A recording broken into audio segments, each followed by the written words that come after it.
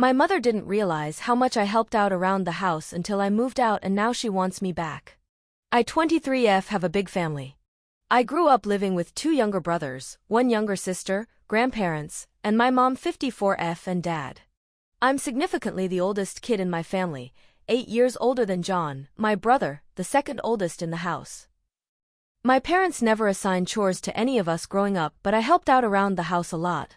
I've just always been very cleanly and organized, and I never minded it.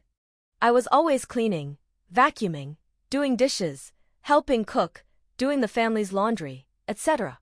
Nobody forced this role on me, but nobody really appreciated it or thanked me either. Again, I didn't really mind. I was just being a dutiful daughter/responsible person. I lived at home through college. I grew up in my college town, so I just commuted. A few months ago, however, I had decided that I had saved enough money and got an apartment with some of my college friends.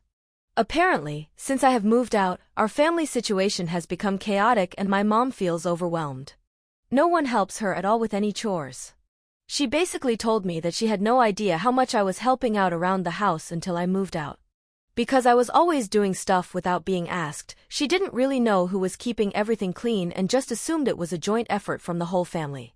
Now that nobody is around to silently look after everyone, everything is a mess. Everyone in my home has developed a string of messy bad habits because somebody else was taking care of them all the time. She said it's my responsibility that no one in the family has learned to properly take care of themselves growing up and wants me to move back home. I don't know if I should do it. I guess growing up, especially with my younger siblings, I was just always the default babysitter. I was just used to taking care of them, so even when they got to the age where they were old enough to take care of themselves, I was too far in the habit. I don't know how me moving back home will totally fix that, though, but I do feel a little responsible. Relevant comment. Duck run. Normal response, oh my god. Dear, I had no idea you did everything around here. How awful. I should have noticed and then set up a roster so that we could all do our share. I'm so sorry. You really shouldn't have done all of that by yourself. You have spoiled us, sweetheart, you really are too kind. Here is a book about standing up for yourself, and a big thank you present. Your mom, we didn't know you did all that work. We will not thank you. We will blame you. We will not change. Now come back and be our slave. Update. I was kind of surprised by how much everyone's response to my mother was a resounding no. It made me feel silly for even considering it. There was really no benefit to keep enabling my mom and move back home. Well, Reddit, I'm sad to say that turning my mom down was the first time I had ever really stood up to her, and it did not go well. She instantly started guilt-tripping me how she had raised me, how family was everything, how I was being selfish and abandoning her. When that didn't work, her insults turned more aggressive. She said I owed her money, the money it cost to raise me, put me through college, my parents paid partial tuition, the accumulation of rent for letting me live at home during college, at no point had we ever discussed this, etc.